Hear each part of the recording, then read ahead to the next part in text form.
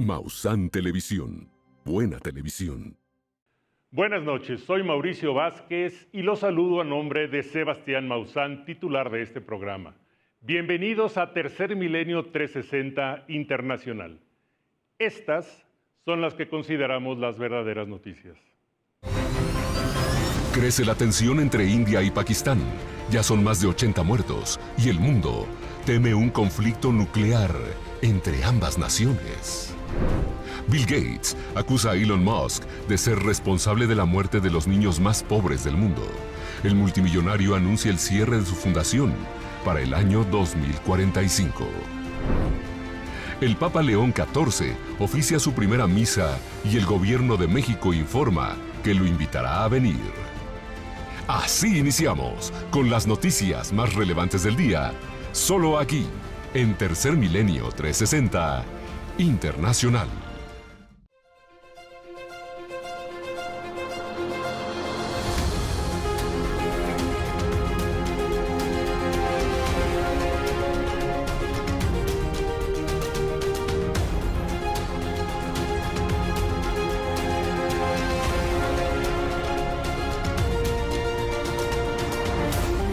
Ahora, Tercer Milenio 360 Internacional, con Sebastián Maussan.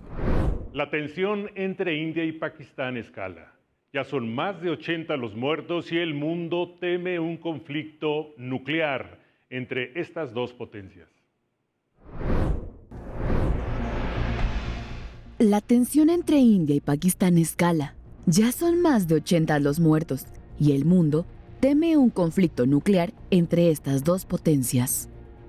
Pakistán acusó a la India de acercar a las dos potencias nucleares vecinas a un gran conflicto, después de 3 días de ataques cruzados con misiles, artillería y drones que han dejado más de 80 muertos. Los enfrentamientos comenzaron después de que India acusara a Pakistán de ser responsable de un atentado el 22 de abril en una zona de Cachemira, bajo administración india, en el que fallecieron 26 turistas, la mayoría indios, unas acusaciones que Islamabad niega.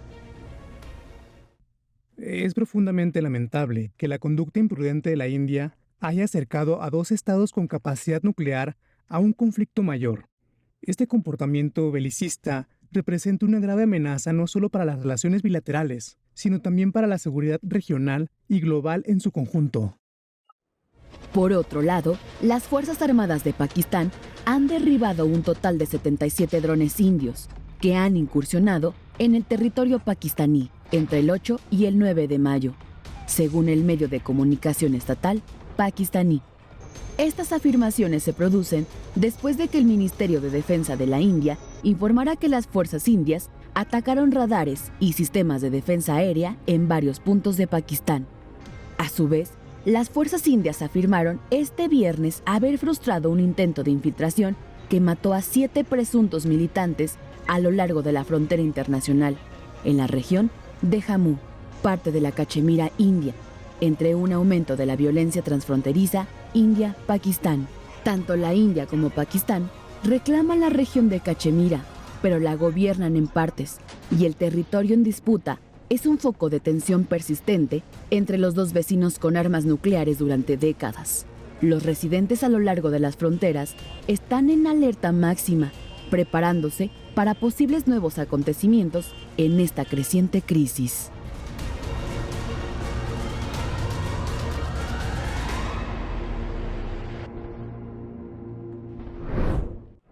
China y Rusia desfilan juntos en Moscú por el Día de la Victoria, una alianza militar que preocupa a Occidente.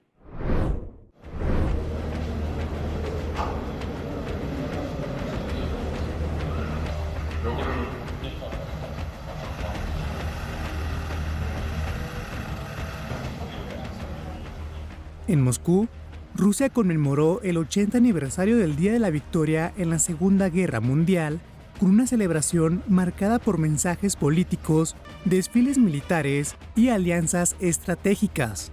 Es un hecho simbólico. Los ejércitos de Rusia y China desfilaron juntos, demostrando su alianza bélica ante la comunidad internacional. Desde la Plaza Roja, el presidente ruso Vladimir Putin encabezó el evento, acompañado por su homólogo chino Xi Jinping y el presidente de Kirguistán, Sadir Japarov.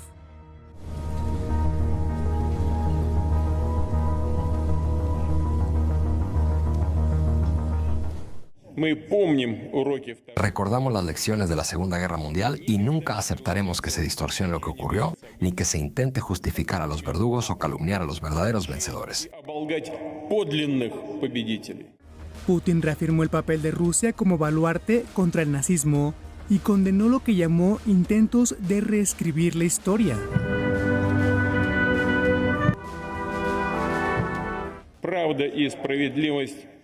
Rusia ha sido y seguirá siendo un muro indestructible contra el nazismo, la rusofobia y el antisemitismo. Lucharemos contra las atrocidades de quienes apoyan estas ideas agresivas y destructivas. La verdad y la justicia están de nuestro lado. Todo nuestro país, nuestra sociedad y nuestra gente apoyan a los participantes en la operación militar especial. Nos sentimos orgullosos de su valentía, su determinación y esa fuerza de espíritu que siempre nos ha llevado a la victoria.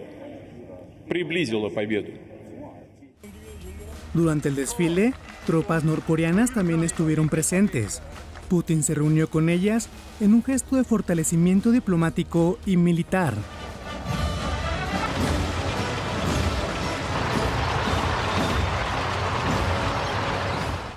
En Pyongyang, el líder norcoreano Kim Jong-un hizo una inusual visita a la embajada de Rusia para celebrar junto a Moscú el aniversario de la victoria sobre la Alemania nazi.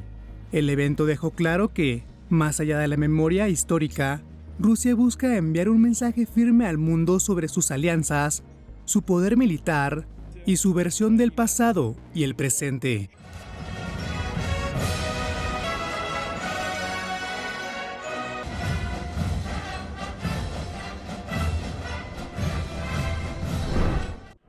Ucrania ataca un edificio gubernamental ruso durante la celebración del Día de la Victoria, un gesto que rompe la tregua solicitada por Vladimir Putin.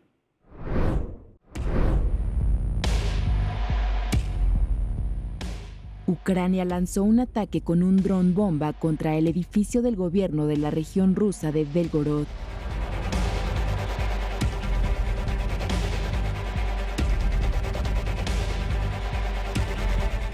Mientras Rusia celebraba la victoria sobre Alemania nazi en la Plaza Roja de Moscú, y pese a que Vladimir Putin declaró un cese al fuego unilateral de 3 días, 2 personas resultaron heridas en el incidente. La tregua de 3 días decretada por el presidente ruso para que coincidiera con el aniversario entró en vigor a la medianoche del 7 de mayo. Sin embargo, Ucrania no se sumó oficialmente al alto del fuego. El ministro ucraniano de Exteriores, Andriy Sybiga, denunció que las tropas rusas violaron su propio cese al fuego al menos 734 veces, con asaltos de infantería en la frente oriental y lanzamientos de bombas aéreas dirigidas a la provincia de Sumy. Por otro lado, según el Ministerio de Defensa de Rusia, en la víspera del cese al fuego, las defensas antiaéreas derribaron un total de 524 drones ucranianos y algunos de ellos fueron interceptados en las proximidades de Moscú, lo que obligó a suspender temporalmente las operaciones en todos los aeropuertos de la capital entre los pasados 6 y 7 de mayo. Según informó la agencia aeronáutica rusa, Rosaviatsia, fueron desviados 186 vuelos a aeropuertos de reserva, mientras que en Kiev, el Parlamento ucraniano ha ratificado el acuerdo de los minerales alcanzado la semana pasada en Estados Unidos. El conflicto ha causado graves daños a las comunidades, costado innumerables vidas y no ha dejado perspectivas de paz. Cerraron las últimas cocinas comunitarias en Gaza. Hoy, más de 2 millones de personas se han quedado sin alimentos. El día cero está llegando a la franja de Gaza. Los alimentos y los medicamentos prácticamente se han agotado, mientras la población enfrenta una de las peores crisis de hambre en medio de los incesantes ataques desde que Israel rompió el alto al fuego. Organizaciones benéficas como World Central Kitchen y otras instituciones de ayuda internacional anunciaron el cierre definitivo de sus actividades por la presión de Israel que no permite que la ayuda ingrese al enclave. Por ello, la mayoría de las 170 cocinas comunitarias locales ya no pueden continuar y han cerrado después de quedarse sin existencias debido al continuo bloqueo de Israel a Gaza. Hoy es el último día. ¿Qué vamos a comer? Vamos a morir de hambre, lo digo por nuestros hijos. Seguimos vivos gracias a la cocina comunitaria. No cocinamos, no horneamos, no hacemos nada. Solo calentamos la comida que conseguimos, casi siempre suplicando que nos den algo. Si no fuera por esa cocina comunitaria, ya habríamos muerto. Lo digo por nuestros hijos. ¿Qué vamos a hacer? Dijeron que hoy es el último día. ¿Qué les voy a dar de comer mañana? No son solo las balas o las bombas lo más mortífero.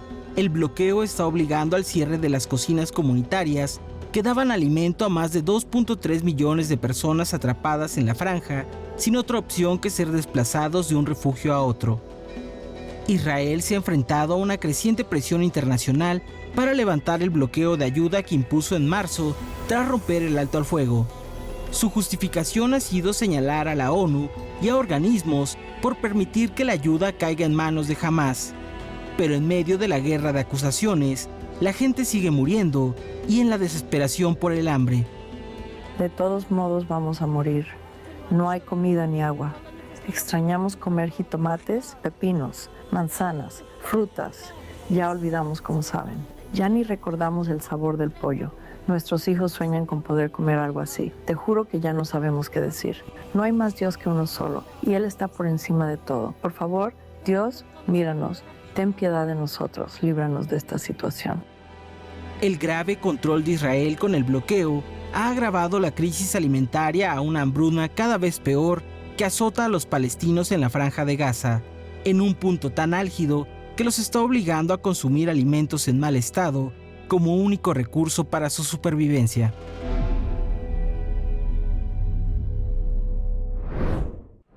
Bill Gates acusa a Elon Musk de ser responsable de la muerte de los niños más pobres del mundo y anuncia el cierre de su fundación para 2045.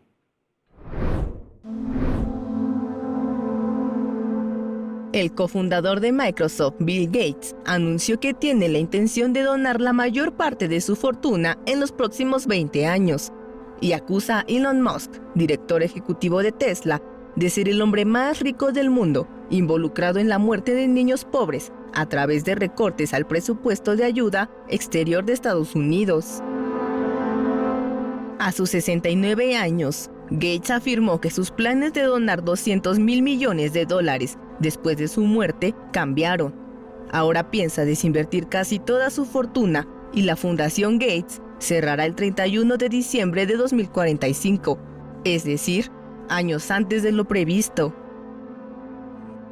Cumpliré 90 años en 20 años y quiero que la Fundación Gates, que cuenta con gente excelente y excelentes colaboradores, pueda seguir adelante a toda máquina. Habrá otras personas ricas, vivas y llenas de energía, que comprenderán la geopolítica dentro de 20 años, comprenderán lo que la IA ha hecho o no ha hecho dentro de 20 años. Así que no me preocupa que a medida que aumentemos nuestras colaboraciones durante este periodo de 20 años, se pueda continuar con lo que quede de este trabajo. Se le preguntó recientemente al magnate Gates si también incitaba al empresario Elon Musk a tomar su relevo para continuar con el trabajo humanitario, a lo que él respondió. Él fue el que recortó el presupuesto de USAID, la puso en la trituradora, y todo porque no fue a una fiesta aquel fin de semana. Pudo haber sido un gran filántropo, pero entre tanto, el hombre más rico del mundo se ha involucrado en la muerte de los niños más pobres del mundo. Mientras tanto, Gates confía en el poder de la inteligencia artificial y desea cumplir sus objetivos de erradicar enfermedades como la polio y la malaria, acabar con las muertes evitables en mujeres y niños y reducir la pobreza mundial. Vamos a un corte. Al regresar, todo lo referente a la primer misa de León XIV en el Vaticano. Esto es Tercer Milenio 360 Internacional. Ya regresa Tercer Milenio 360.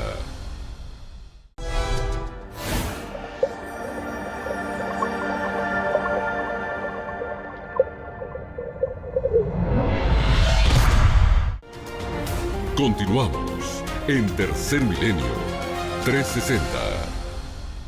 El Papa León XIV oficia su primera misa en la Capilla Sixtina. México ya lo invitó a visitarnos.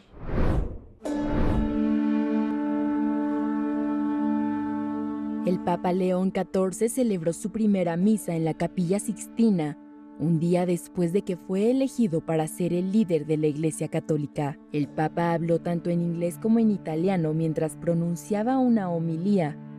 El sucesor número 267 de San Pedro oró para que su histórico papado pueda ayudar a que la Iglesia Católica sea un faro que ilumine las noches oscuras de este mundo. I know I can rely on each and every one of you to walk with me as we continue as a church.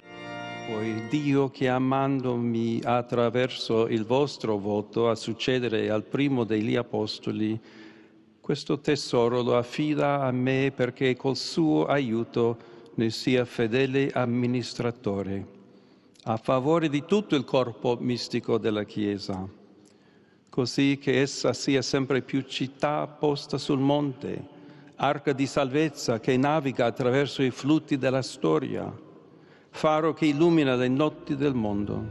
La misa se celebró menos de 24 horas después de que fuera elegido como pontífice, y si bien el tipo de líder de la Iglesia que será aún no está claro, el nombre que eligió ha dado pistas, ya que indica un compromiso con la justicia social y tiene una fuerte carga histórica que se caracteriza por la defensa de la doctrina católica. En latín, el nombre se asocia con fuerza, valentía, pero también nobleza. Después de la celebración religiosa, se esperaba que León almorzara con los cardenales que lo eligieron antes de que estuvieran libres para dejar el Vaticano y volver a casa. Mientras, en México, la presidenta Claudia Sheinbaum confirmó este viernes que extenderá una invitación al país al nuevo sumo pontífice. Creemos que en cierta forma va a seguir un legado que deja el Papa Francisco. Entonces eso nos da mucho aliento y al mismo tiempo pues México tiene una población pues principalmente católica, además de lo que representa como jefe de Estado, y pues nuestra felicitación, y ayer dije que lo vamos a invitar para que venga a México.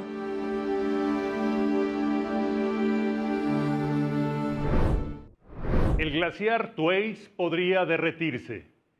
¿Qué países desaparecerían si colapsa? Se lo contamos. En la Antártida, el colapso y derretimiento del glaciar Thwaites, también conocido como el glaciar del fin del mundo, amenaza con aumentar la elevación del mar en más de 3 metros. Los expertos advierten que esto pone en riesgo a ciudades y países enteros que ya están siendo afectados por el nivel del mar. El glaciar Thwaites es el más ancho del mundo, debido a que mide un aproximado de 192.000 kilómetros cuadrados, lo que es equivalente al tamaño de Gran Bretaña. El glaciar está ubicado en la Antártida Occidental y es considerado como un ancla que funciona para retener la capa de hielo. Sin embargo, recientemente, un estudio publicado en la revista Proceedings of the National Academy of Sciences reveló que la pérdida de hielo del glaciar se está acelerando debido al calentamiento de las corrientes marinas, lo que podría provocar el colapso de la capa de hielo de la Antártida Occidental. Realmente necesitamos comprender qué tan rápido está cambiando el hielo y qué tan rápido cambiará en los próximos 20 a 50 años. Esperábamos que se necesitaran 100 o 500 años para perder ese hielo. Una gran preocupación ahora mismo es que suceda mucho más rápido. Actualmente se estima que el glaciar pierde 50.000 millones de toneladas de hielo cada año, por lo que ya representa el 4% del aumento del nivel del mar a nivel global. Si el iceberg colapsara, podría elevarlo hasta 65 centímetros, pero si en su descenso arrastra a hielo cercano, se prevé que el nivel del mar aumente hasta 3 metros más, poniendo en riesgo a países como Tuvalu, Maldivas, Singapur y Países Bajos, además de ciudades costeras como Nueva York, Londres y Bangladesh, de quedar sumergidas bajo el agua más pronto de lo que se pensaba. Diversos expertos consideran esto como una de las consecuencias que ya está provocando el calentamiento global, siendo un ejemplo de cómo las alteraciones en el planeta pondrán en riesgo a las civilizaciones humanas. Aunque los científicos también destacan que nunca es demasiado tarde para hacer un cambio, con el propósito de desacelerar y disminuir el impacto del cambio climático.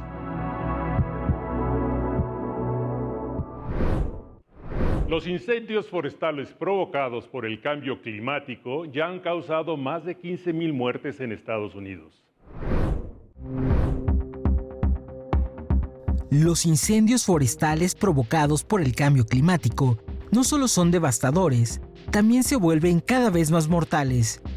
De acuerdo con un nuevo estudio de especialistas ambientales, el humo generado por grandes quemas sin control ha provocado de forma indirecta 15,000 muertes en los Estados Unidos en los últimos 15 años.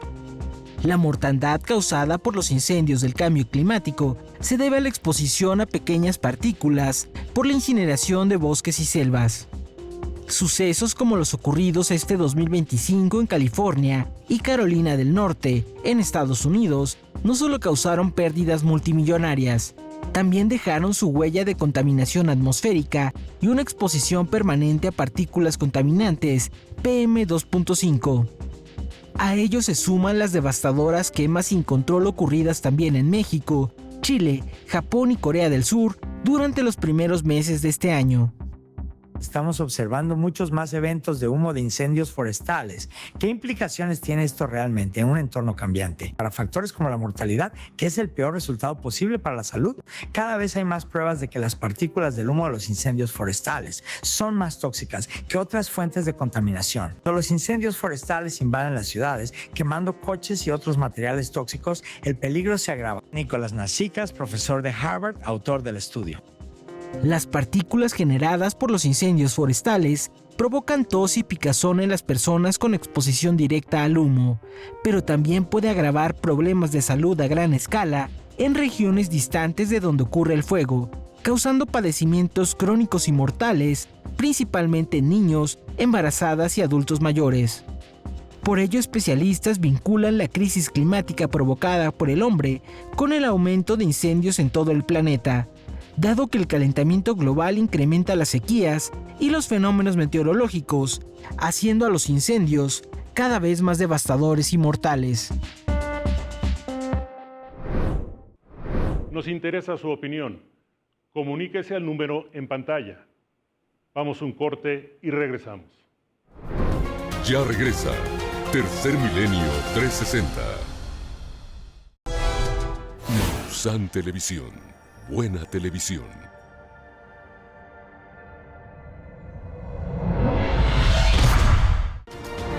Continuamos en Tercer Milenio 360. Cazadores envenenan a 123 buitres en Sudáfrica, un crimen que podría tener consecuencias sanitarias catastróficas.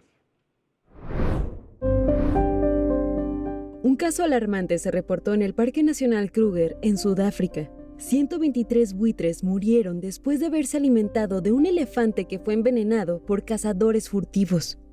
Afortunadamente, 84 buitres fueron rescatados con vida y están recibiendo tratamiento intensivo gracias a la rápida intervención de los guardabosques de Sam Parks y la organización Endangered Wildlife Trust. Ya de por sí, los buitres enfrentan severas y constantes amenazas en África debido al uso de venenos por parte de cazadores y la demanda de sus partes en la medicina tradicional. Sin embargo, las consecuencias de su desaparición trascienden la pérdida de una especie, afectan directamente la salud humana y el equilibrio ecológico. Esto se comprueba con un caso en la India. En 1990 contaban con una población de buitres de 50 millones. Pero el uso del medicamento veterinario diclofenaco, letal para estas aves, provocó una disminución de más del 99% en su número en menos de una década. Esto tuvo consecuencias catastróficas. Entre 2000 y 2005, se estima que la pérdida de estas aves contribuyó a más de 500,000 muertes humanas adicionales a esta catástrofe, principalmente debido al aumento de enfermedades como la rabia, propagadas por el incremento de perros callejeros que se alimentaban de los cadáveres que antes consumían los buitres. Además, hubo un aumento en la acumulación de carroña en descomposición, fuentes de agua fueron contaminadas y enfermedades como el anthrax y la tuberculosis se propagaron. La reciente tragedia en Sudáfrica debe servir como una advertencia global. La protección de los buitres no es solo una cuestión de conservación de la biodiversidad, sino una necesidad imperiosa para la salud pública y estabilidad ecológica. Es esencial implementar y reforzar medidas como la prohibición de medicamentos veterinarios tóxicos, la protección de hábitats y la educación pública sobre su importancia.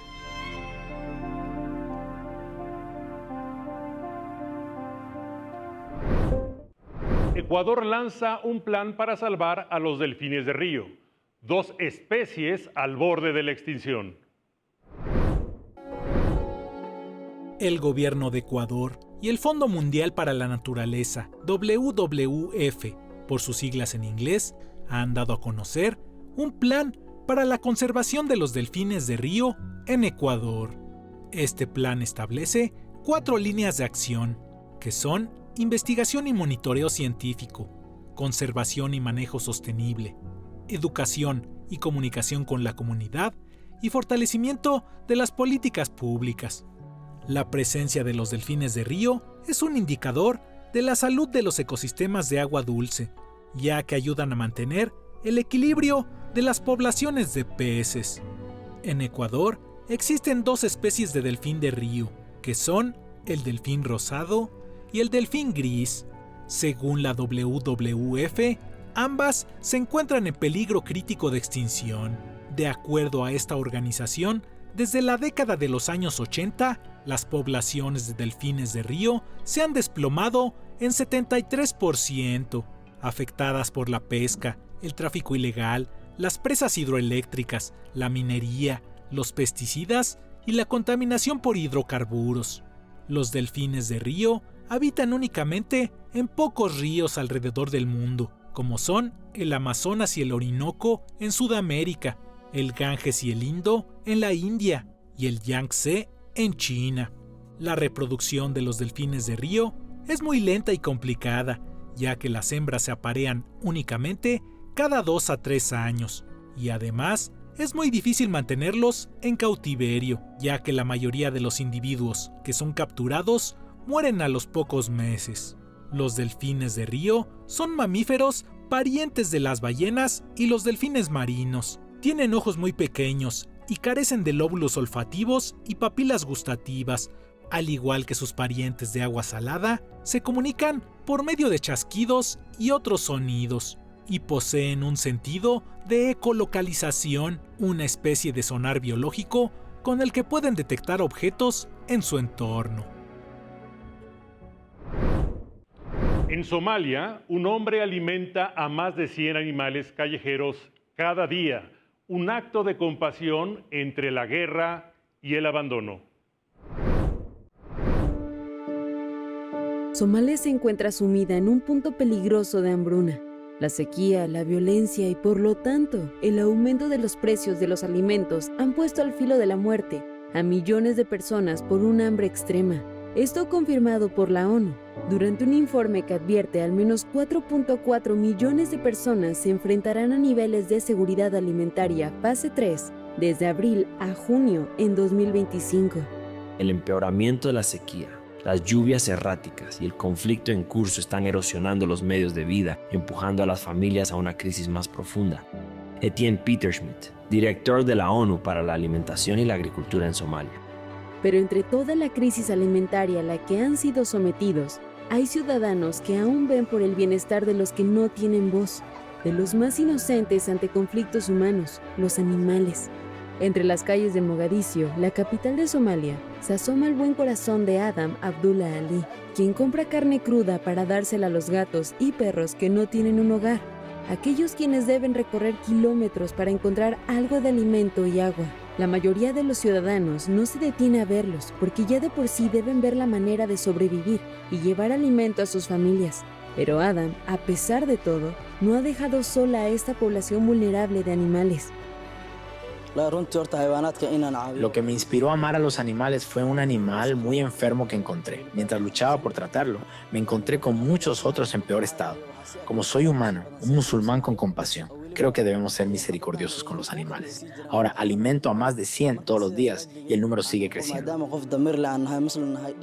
Adam gasta alrededor de 100 pesos diarios, que en su moneda sería un aproximado de 57,000 francos africanos. Afortunadamente, tiene amigos que le ayudan a conseguir el dinero para seguir con su importante labor. Para Adam, su fe lo motiva a continuar brindando un alivio a esta población de animales, a pesar de que su cultura ve este tipo de acciones de manera negativa, al considerar a los perros como algo impuro. Este tipo de acciones son valientes y demuestran que en la adversidad, la voluntad de ayudar siempre estará presente, brindando una luz de esperanza para quienes menos lo esperarían. En Nevada, una tortuga del desierto ayuda a predecir el clima. Le explicamos cómo.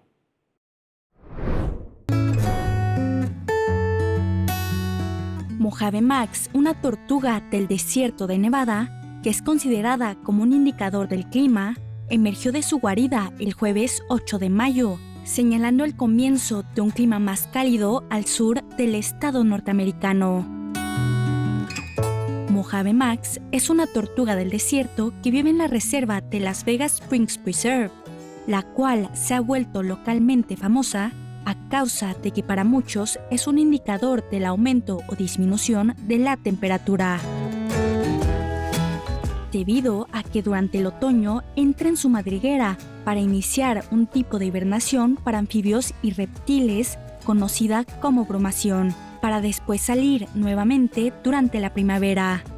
El reptil incluso tiene su propio concurso, en el que cada año estudiantes del condado de Clark intentan predecir cuándo saldrá de su guarida. Este año, más de 3,600 participantes presentaron sus suposiciones. Sin embargo, esta temporada la tortuga rompió un récord por su aparición más tardía en 25 años, superando la marca anterior cuando en el año 2023 emergió el lunes 24 de abril. Los expertos de la reserva explican que la aparición tardía de este año se debe a diversos factores. Las recientes fluctuaciones extremas de temperatura, lluvia y viento contribuyeron a la aparición tardía de Mojave Max este año. Debido a esto, y al hecho de que compartía madriguera con otras 2 tortugas que entraron en hibernación después que él, Mojave Max rompió su récord anterior por 14 días.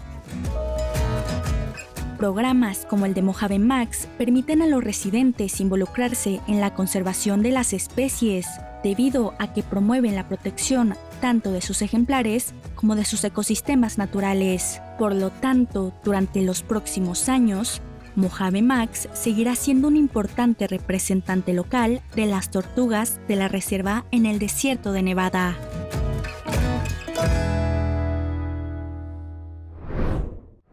Estas son las breves de Tercer Milenio 360 Internacional. Tercer Milenio 360 Internacional informa.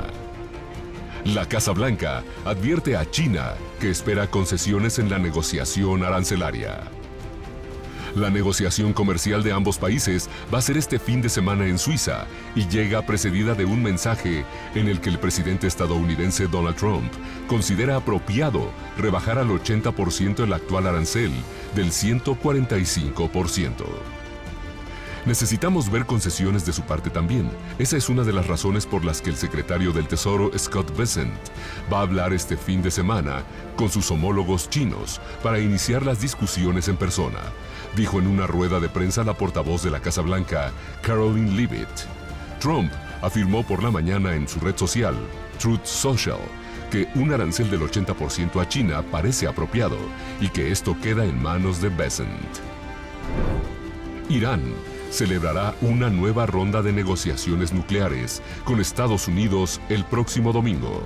El ministro iraní de Exteriores Abbas Araghchi afirma que las pláticas nucleares serán en Omán, después de que se aplazara el cuarto encuentro la semana pasada.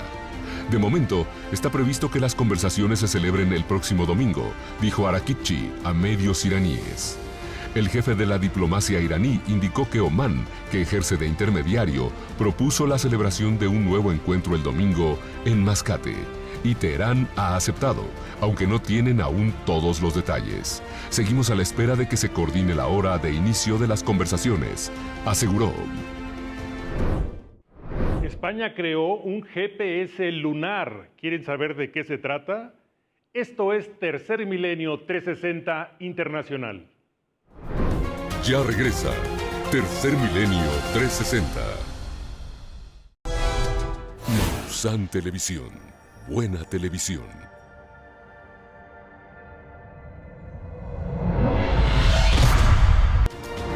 Continuamos en Tercer Milenio 360.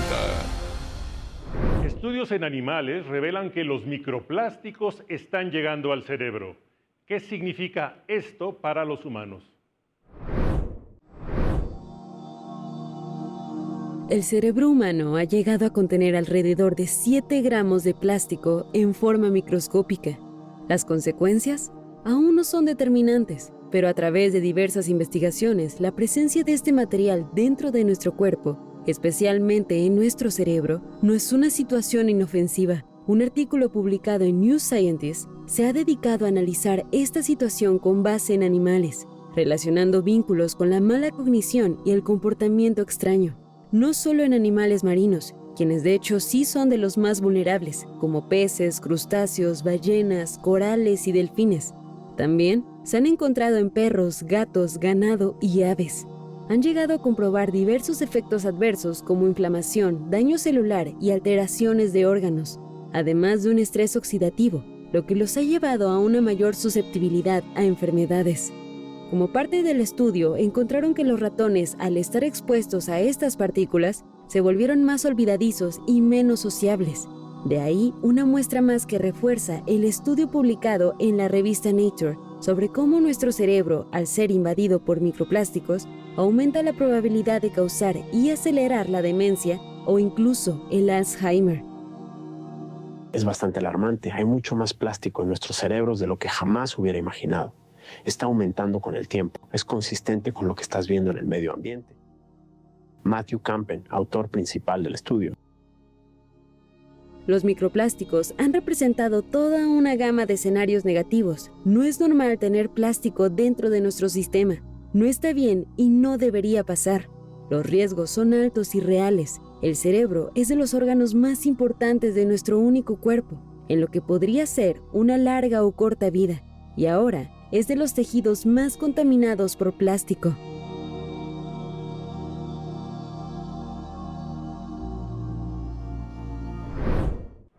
España lanza el primer sistema de navegación lunar, un Google Maps para astronautas. Vamos a la nota. La compañía tecnológica española GMV ha dado a conocer un sistema de navegación similar al GPS que será utilizado en la Luna. El sistema llamado Lupin es parte de un programa de la Agencia Espacial Europea para probar nuevas técnicas de posicionamiento y navegación en la Luna. Esto con fines científicos, para minería e incluso para que en el futuro se practique el turismo lunar.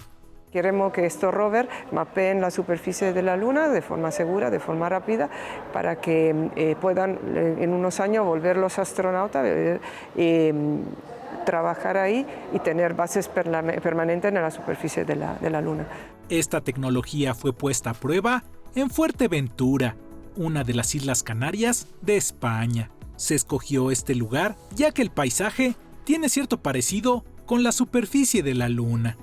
Lupin utilizará satélites que orbitarán a la Luna, permitiendo localizar en tiempo real a los astronautas y vehículos no tripulados, conocidos como rovers, que se encuentren en nuestro satélite natural. Hemos hecho prueba utilizando medida real de GPS, medida simulada de una futura constelación GPS lunar, a velocidades las estándar de los rovers lunar, que están en el orden de un 0.3 metros segundo, hasta llevarlo hasta 1 metro segundo, que sé que para la Tierra puede parecer poco, pero para la Luna es muchísimo. Esta máquina que veis así es realmente puntera. Ni las misiones de la NASA han ido nunca a estas velocidades y de forma autónoma. En la actualidad, la navegación en la Luna es extremadamente difícil, ya que depende de información y cálculos que llegan desde la Tierra, algo que es lento e impreciso. La compañía española quiere combinar los mapas lunares existentes con nueva información obtenida por satélites que orbiten a la Luna, esperando recibir así datos faltantes sobre lugares como el polo sur de la Luna y el llamado lado oculto de la Luna, la cara de nuestro satélite natural que siempre apunta hacia el espacio y que por lo tanto nunca vemos desde la Tierra. Sin duda se trata de un importante proyecto que nos acerca un poco más al sueño de establecer bases habitadas en la Luna. Este lunes, el Congreso de Estados Unidos celebrará una audiencia pública sobre fenómenos anómalos no identificados. ¿Qué revelarán? La representante de los Estados Unidos, Ana Paulina Luna, confirmó el pasado miércoles 7 de mayo que la sesión UAP, como hoy se le conoce a los ovnis, que se realizará a puertas cerradas en el Congreso, se llevará a cabo en esta segunda semana de mayo. Sesión que estaba programada para el 29 de abril, pero debido a que el denunciante y exagente de inteligencia militar David Grosch no podía asistir, se reprogramó para la semana del 12 al 16 de mayo. El mismo Grosch recientemente declaró que toda la información sobre el fenómeno ovni extraterrestre a la que ha tenido acceso se censuró, pero ya está en manos del Congreso. Para ser sincero sobre mi conocimiento directo, hasta hace poco obtuve otras aprobaciones de seguridad mediante el proceso de prepublicación y revisión de seguridad, y sí tenía conocimiento directo de algunas partes específicas del programa. Actualmente estoy redactando un artículo de opinión que publicaré en unas semanas en el que hablaré de mi trabajo directo. Simplemente no puedo hablarlo abiertamente en este momento, ni siquiera en la audiencia, porque el Pentágono y la CIA tenían en su poder parte de mi documentación de prepublicación y revisión, así que no pude reconocerlo. Cuando dices que tienes conocimiento directo, ¿realmente viste algo tú mismo? Bueno, la descripción más detallada de lo que sé ha sido censurada y propusieron que se censurara.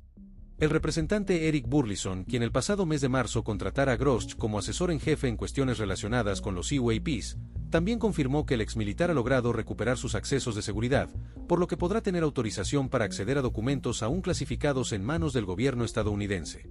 Ahora la representante Ana Paulina Luna confirmó que la sesión a puertas cerradas con el agente de inteligencia militar David Grosch y otro denunciante que aún no se ha revelado, se llevará a cabo la semana del 12 al 16 de mayo.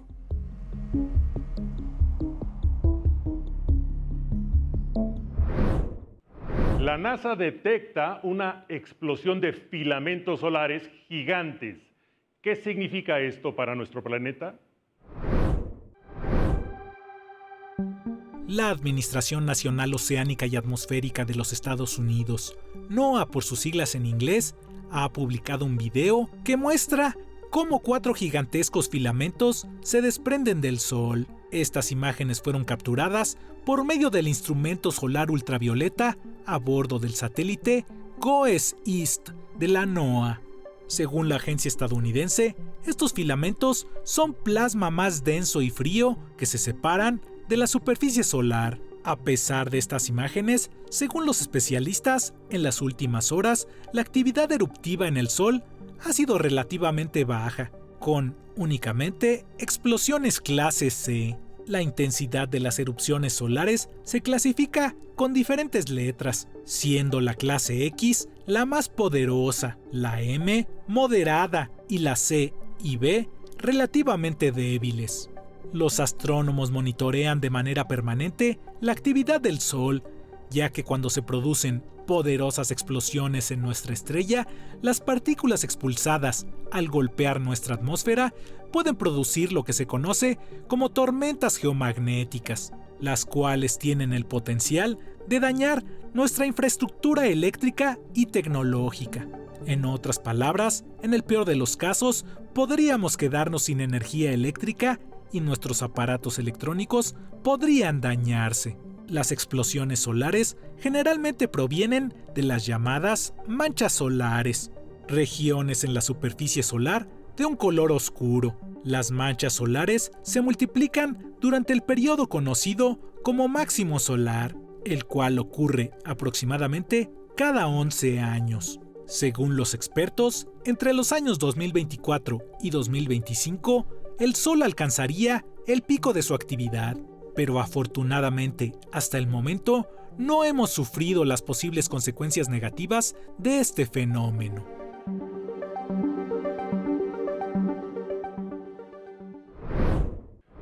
No se vaya, al terminar este programa Cara a Cara, hablaremos sobre la elección del Papa León XIV.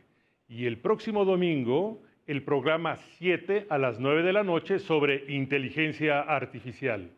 Soy Mauricio Vázquez, buenas noches y buena suerte.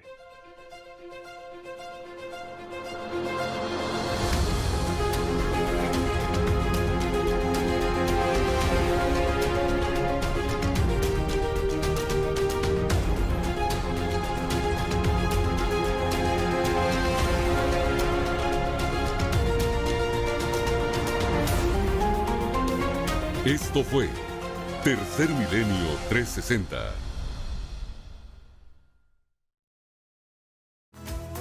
Visita mausantelevisión.com y síguenos en todas nuestras redes sociales. Mausan Televisión, buena televisión.